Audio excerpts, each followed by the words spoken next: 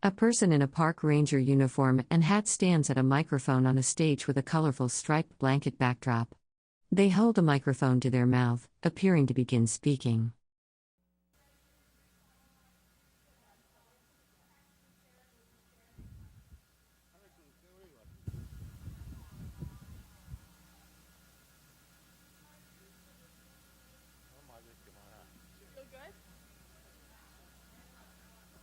Okay, well, here we go then. All right, I'd like to welcome everybody to the 10 of Many Voices. Just to let you know, we are, of course, adding one more voice to our story today. Part of our traveling exhibition here in the Crow Agency area is to bring many folks from the local area to share.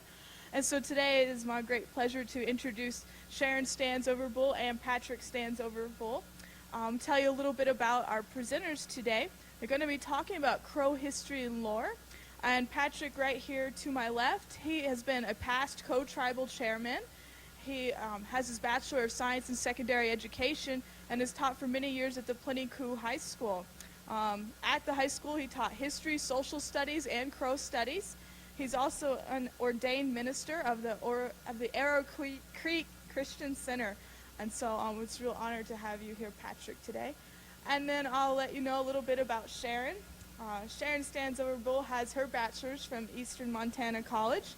She also has a master's from Montana State University in Bozeman in school administration. And she has been a teacher and principal. She currently is working at Plenty Coupe State Park with the Friends of Chief Plenty Coupe Association.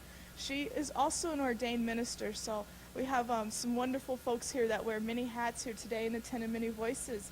And without any more time, we want to welcome both of you to the tent, and we'll give you a little round of applause and let you speak, Patrick. So thank you. Ready? Thank you. I guess I can start right off by, you did all the introductions pretty well, and I don't think there's any further need to talk about myself. I will be talking a little bit about Crow history, and my wife, Sharon, will tell some stories. So without further ado, I'd like to, well, first of all, I guess the Crow history is so vast that I have about 15 minutes to talk, and it'd be well if I just kind of condense it into one area of history.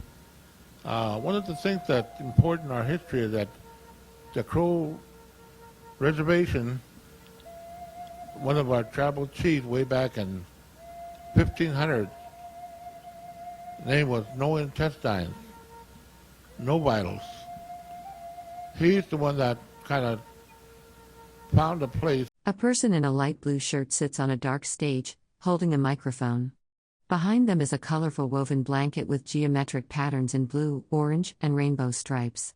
Text is partially visible on a dark backdrop. Here, he called it, the Great Spirit put this in the right place and at the right time. And so one of the things that's kind of interesting to know is that the Crow tribe of Indians have never been prisoners of war. There's only 2 Indian tribes in the nation that have never been prisoners of war, and that's the part of the Seminole Indians down in Florida. And during the Great Indian Removal of 1828 under President Andrew Jackson, the Trail of Tears, so-called, took place. And part of the Seminole tribe went and hid in the Everglades, and they were there until all was quiet and they come out. So they never really had a treaty or a relationship with the tribe, with the government, where they were prisoners of war. You look at the other tribe, they were fighting, especially the Plains Indians, chiefs like Sitting Bull and Red Cloud and Crazy Horse and Rain in the Face, and all those Cheyenne and Sioux chiefs were famous, but at the same time, what happened to them? Eventually, they were all caught, and they become prisoners of war. Down in Southwest tribes, the Hickory and the Apache San Carlos Indians, You've got the Geronimo and those leaders down there that were resisting the westward movement of the white man, the Europeans. They eventually were caught. All those Indian tribes that resisted, down, especially down in Arizona, the Geronimo and his tribe, they were put on in a stock car. They were captured and put in a stock car on the railroad, and they shipped them back east, and that's the last they heard of that bunch. Sitting Bull eventually was killed by his own people in South Dakota. So you see that Chief Joseph of the next period also, he was famous for his speech of I will fight no more forever. But he was caught resisting the movement. But the Crow Indians never have resisted. They were friendly with the Europeans. Our leaders told us way back then, their advice was that there's a group of people coming, and they're just like the ants. There's so many of them. They're blue-eyed and blonde-haired. Don't try to fight them. Be friends with them. They will never be able to stand against those people. And that was the advice of our people, probably by no intestines and no vitals. That was their advice. A person in a light blue shirt sits on stage holding a microphone, gesturing with both hands while speaking. Behind them is a colorful woven blanket or tapestry with geometric patterns in blue, orange, and other colors. That we had. So ever since that time, the Crows have been a friendly tribe of Indians. We were never a big tribe, but we were very able to maintain our people and our way of life. The westward movement of the 1825, the gold was discovered in 1849 in San Francisco. Gold was discovered in Pikes Peak, gold, the Black Hills. And there was a large movement of miners coming from the west. It pushed the Sioux and those Indians in that area westward, and they were losing their hunting ground. And so the Crows, on the other hand, they turned around and they helped those wagon trains that would move to the west, the homesteaders, and they would protect them against the Cheyennes and the Sioux and the Blackfeet and the Arapahoes. And so, as a result, we have been good relations. We have a good land. If you look at our reservation, we have 3 mountain ranges. We have, excuse me, three valleys. The Little Horn Valley here, the Bighorn Valley, the next road, the valley, and then the Pryor Creek Valley, and it's the Arrow Creek. And we have 3 mountain ranges: the Pryor Mountains, the Bighorns, and the Wolf Mountains. And so we have a very, very good land here because of our relationship with the government. We have some leaders that are not feisty, so to speak, but they have good advice that gives to us. And even today, we are still very much at peace with the government. The first treaty we had was in 1825, and that was called a Crow Friendship Treaty. And that treaty didn't really stipulate any special provisions, but it just required that the Crows made a commitment to protect the white man in the movement west. Down the years, we come along in 1851 with the first Fort Laramie Treaty. And this treaty of 1851 provided 39 plus million acres of land for the Crow Indians. That's a lot of land. And the southern boundary, it goes all the way down to Lander, Wyoming. The northern boundary goes up to Poplar, Montana. And then the eastern boundary is up to Powder River and the Black Hills. So we have a big area with the 1851 treaty. When that treaty was made, A person in a light blue shirt sits on stage holding a microphone, gesturing with one hand while speaking. Behind them is a colorful woven textile with geometric patterns in blue, orange, and other colors. there was never any I guess, fence or anything. The reservation boundary is set up, and 11 years later, I believe it was 16 years later, in 1868, that would be what? 16 years later, the Congress of the United States said, hey, we're going to look at this land that we give to the Crows. They were pressured by basically the Sioux Indians and those people in that area because of the westward movement. They were being pressured by the white man, but with the hunting area. And when they looked this way in the Plains Indians, the Crows had all that land with all the buffalo and elk and plenty of berries and a land of plenty. So the Sioux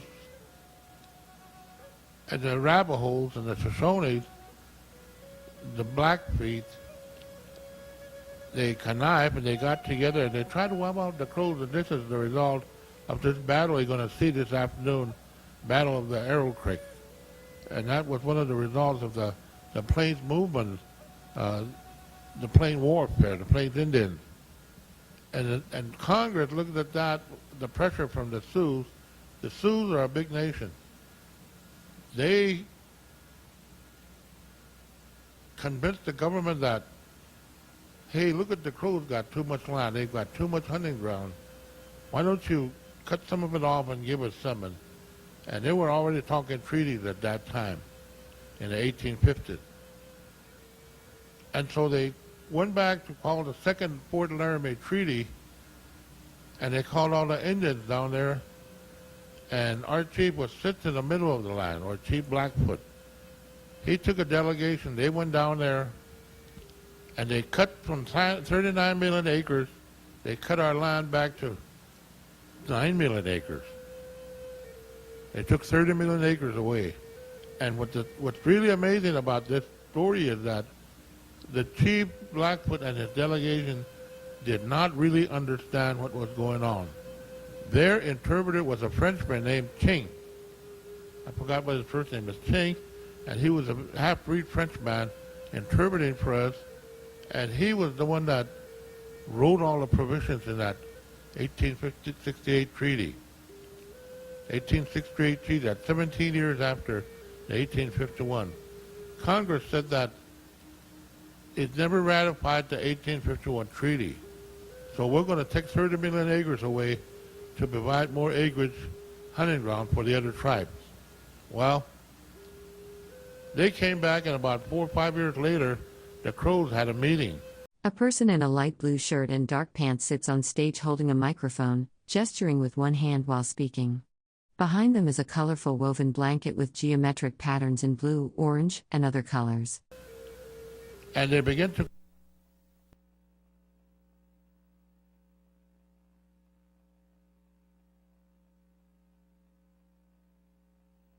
it wasn't supposed to be there, but it was too late 5 years after the Laramie Treaty. And by the way, Fort Laramie Treaty was not in the town of Fort Laramie, Wyoming. Fort Laramie is over by Torrington, Wyoming, where there was a Fort Laramie there. That's where they called these two treaties in the 1850s and 1860s. And so, as a result of that 9 million acres, we have this land here. And it's still quite a few acres. And if you look at the 1851 treaty, the Northern Cheyenne Reservation was in our reservation boundaries. So that reservation they have belonged to the Crows by the 1851 treaty.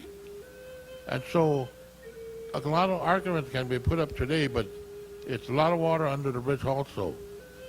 The 9 million acres they start giving away to the white settlers as they come in around the turn of the century, 1890 to 1900. A lot of land was ceded for a minimal amount of money. The western area, the west portion of our reservation was given away from Bozeman, Montana, all the way to Hundley, Montana. All that was given from the middle part of the Yellowstone River was given away as a homestead for the non-Indian. I think they got about $1 million for it. And then over here on the north side, the Pryor Creek area where we have our gold coal mine, that was given up, called a cedar strip. That was given up for about $900,000.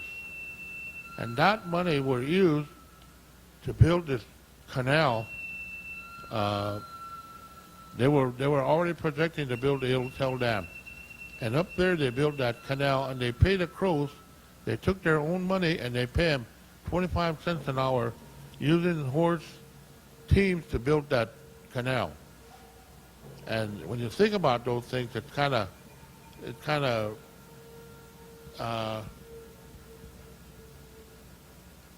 feel that, you know, it's not a right thing. When you sell your land, you see that you get the money. They use that money to pay you 25 cents an hour to build the ditch. And today you go over the Bighorn bench over there. There's the Bighorn Valley. There's that big canal that comes from the Yellowtail Dam. And that land is fertile. A person in a light blue shirt sits on stage holding a microphone, gesturing with one hand while speaking. Behind them is a colorful woven blanket or textile with geometric patterns in blues, oranges, and other colors. We call that the breadbasket of the Crow Indian Reservation. And all that is up there used to be the world's largest wheat farm. One track, Camel Corporation. A guy by the name of Camel developed the open field mining called the dryland farming technique.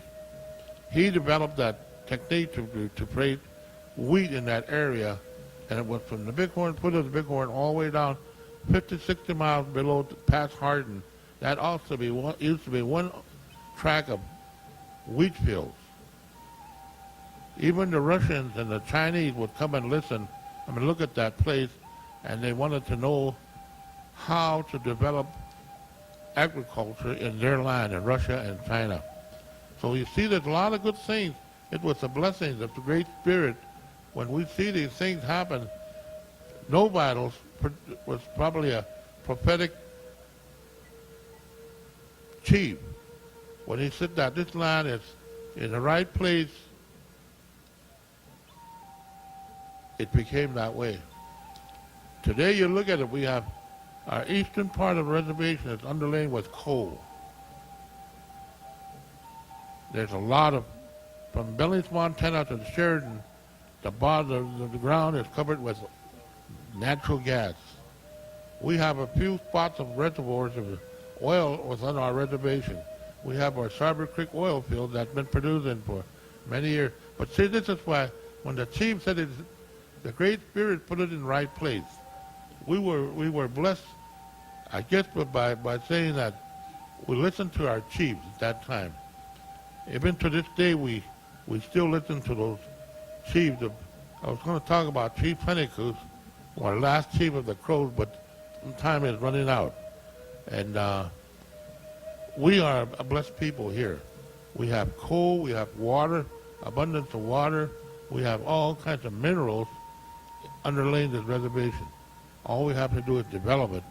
But we have a hard time agreeing with one another of how we're going to do it.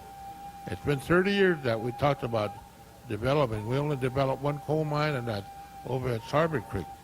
And that was done under my administration.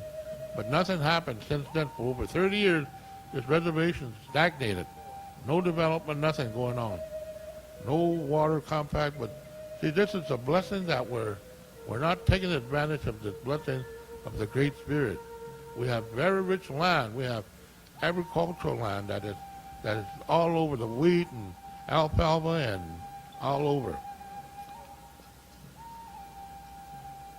A person in a light blue shirt sits on stage holding a microphone, gesturing with one hand while speaking. Behind them is a colorful woven blanket with geometric patterns in blue, orange, and other bright colors. That's why we call it the breadbasket of the Crow Reservation, the Bighorn Valley, Bighorn Bench. And so you look at the history of the Crows, we are very, very fortunate people. I think it's 1730s, the membership of the Crow tribe was only about 600. Down and up to 1930, we got up to 8,000. Today, there's about 12,000 Crows, approximately, today on the Crow Tribal membership. So we're growing, but we're still a very small people. You look at you're going to see this battle of the Pryor Creek. That battle was one of the results of the westward movement of the Plains Indians, where the Sioux and the Cheyennes and the Navajos and the Blackfeet got together. They were going to wipe out the Crows completely, annihilate them from the face of the earth. When they came to that battle at Pryor Creek, it was 20-1. So the numbers that I hear was 20-1 for every one Crow. There were 22 warriors.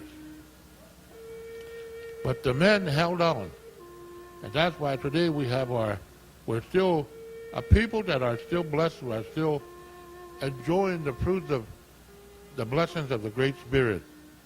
And that's about, in condensing some of the history that I could give you. Go ahead. And Sharon's going to talk about some stories of the Crows.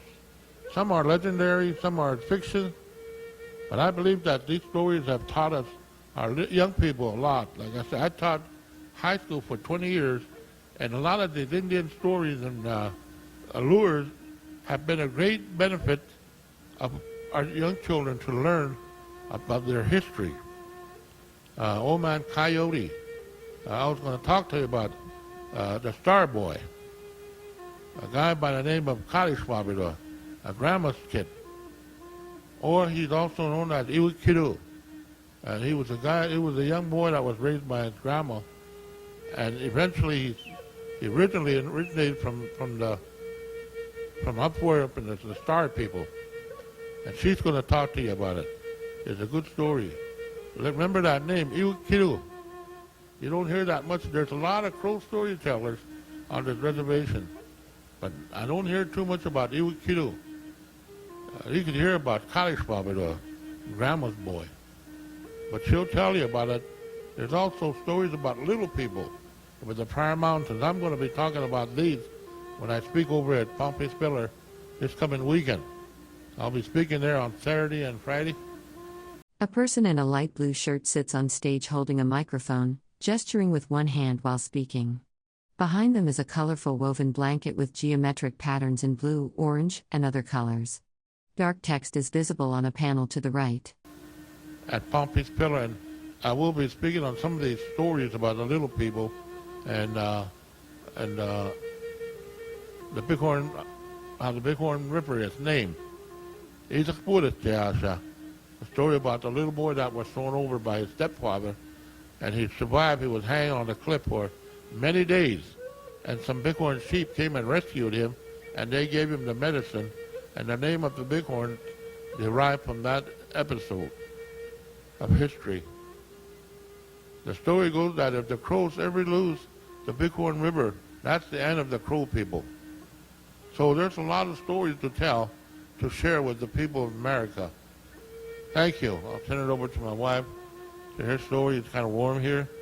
I appreciate the invitation, and I'm privileged today to share a little bit of what I know. Thank you.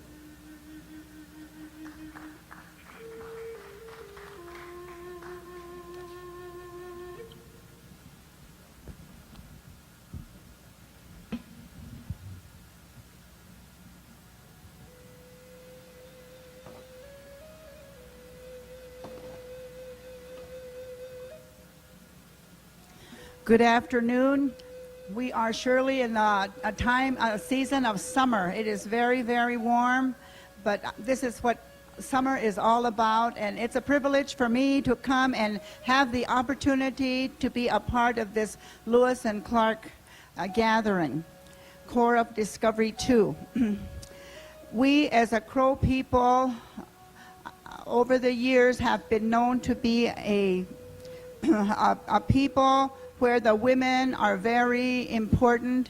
They do a lot of the decision making, and we as a people have been a nomadic people in the past, and the warriors back there, they would be out hunting and fighting enemy tribes, and it was the women's responsibility to be at the camp, taking care of all the necessary details that needed to be done, such as child rearing, such as food gathering with berries and roots, and setting up a teepee, and keeping the inside neat and clean, and providing for their family, be sure to have everything ready before the sun came up so that their husbands would have something good to eat, something healthful, something that would give them strength before they would leave for the day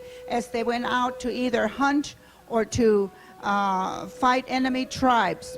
And A person in a light blue shirt sits on a dark stage, holding a microphone and gesturing with one hand while speaking. Behind them is a colorful woven blanket with geometric patterns in blue, orange, and rainbow stripes. so we, as a Crow people, the women, make a lot of the decisions.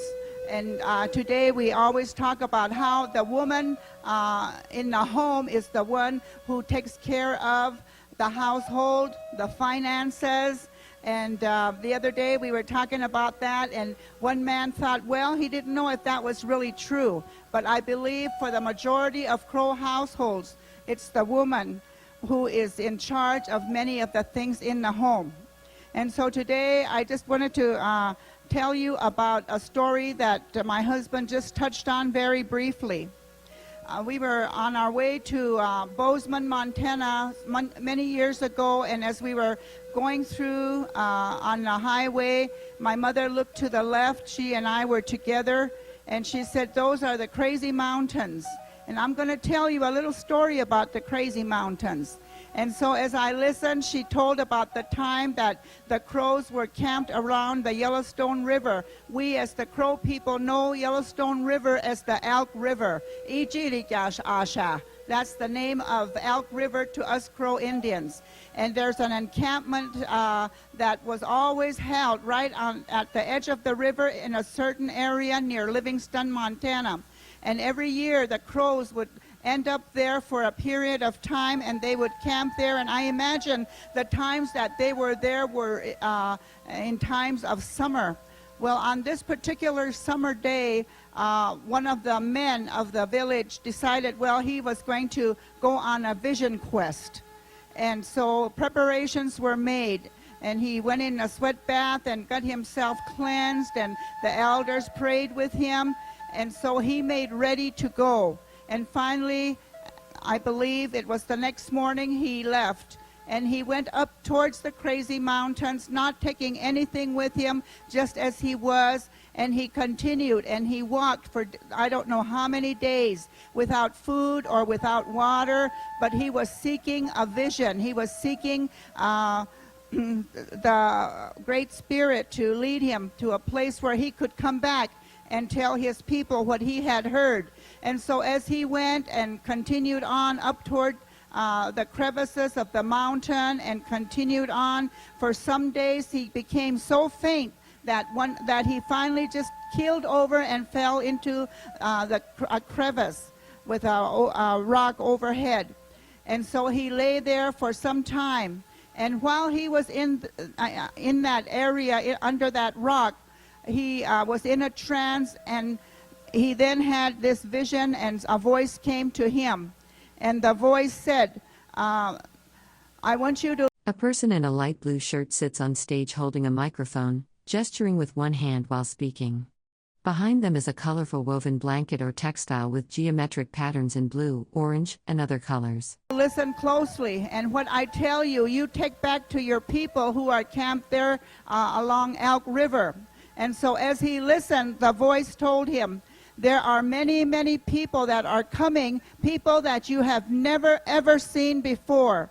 They are coming, and they are going to be so numerous that you will not be able to withstand them. And so my advice to you is when they come, that you will be a friend to them.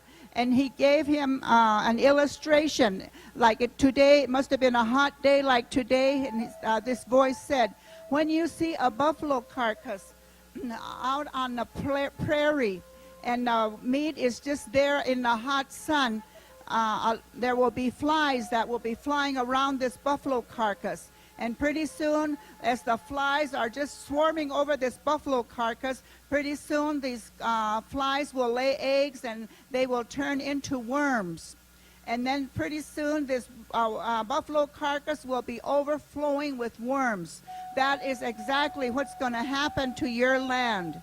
These people are coming from afar, and they're going to come, just a few at the very beginning, just a few, but they're going to continue to come. They're going to continue to come, and you're going to know that as they come, the buffalo is going to be gone. The buffalo is going to be wiped away, and they are bringing another animal that have white faces. Some are black, some have spots, but they are not the buffalo. They do not look like a buffalo. They are smaller than a buffalo, but these people are coming with their animals. So I want you to go back and tell your people, these people are coming. They have a different color skin than you do. Their hair is a different color. Even their eyes are different. But when you go back, you be telling them that you cannot be fighting against this people that's coming, because they're going to overtake this whole land that is now yours.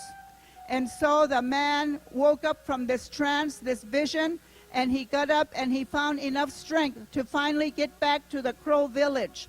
And he had to ford the Yellowstone River, the Elk River, and as he came to the river, he must have just been so thirsty and so worn out. He undoubtedly jumped in and was refreshed. And as he crossed and got back to the other side that evening, as the teepee fires were burning and elders of the Crow encampment came together, he then related this story that there is a people coming, and we have to get along with them, because there are going to be too many of them for us to go against. And so we must always remember that we have to do whatever. A person in a light blue shirt sits on stage holding a microphone, gesturing with one hand while speaking. Colorful woven blankets hang on the wall behind them, and a dark banner with partial text is visible to the right. We can to live together on this land, because this is what's going to happen. The buffalo are going to vanish, and our way of life is going to change.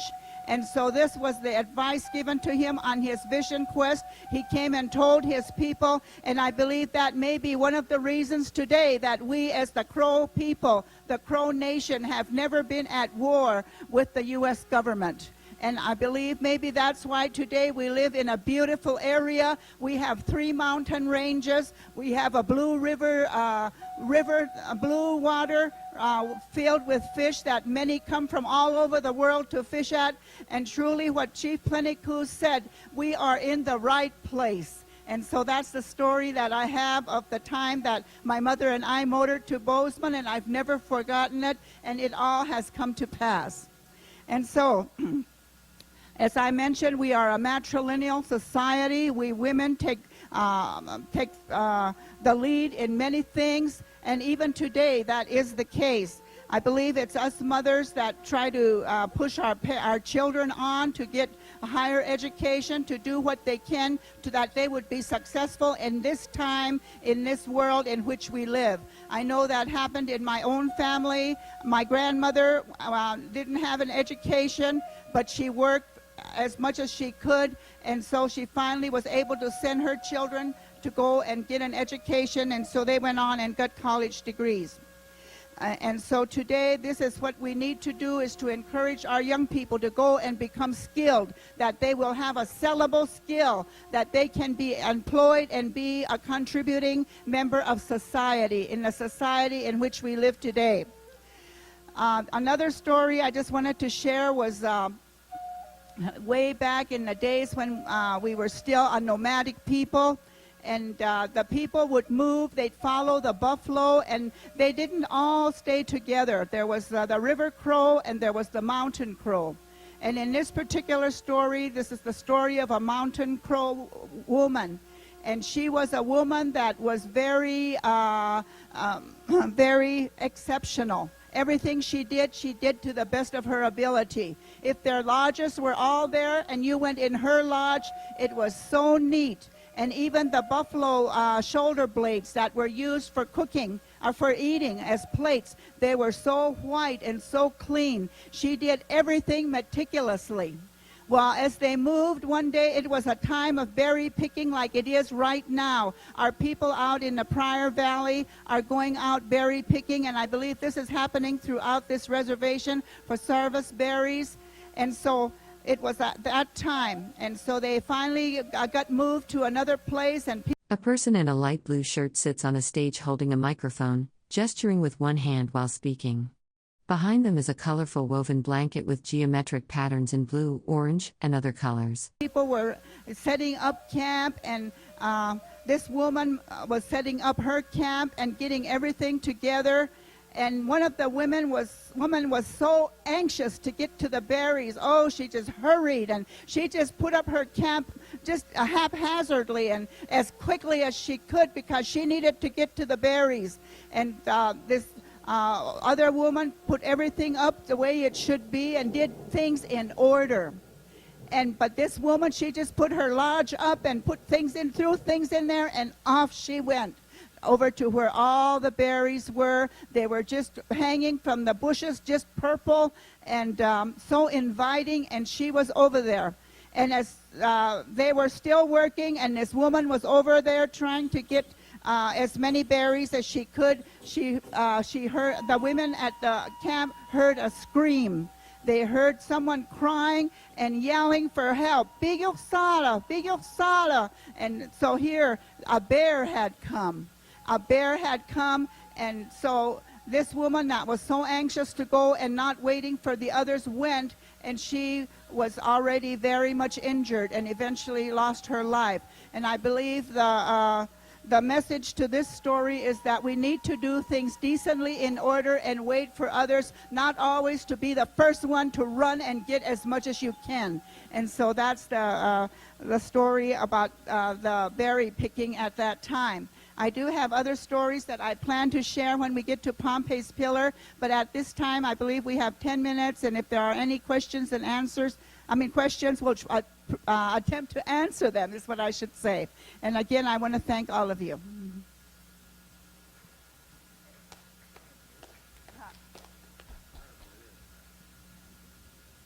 Do we have any questions? Do you have any questions for Sharon or Patrick?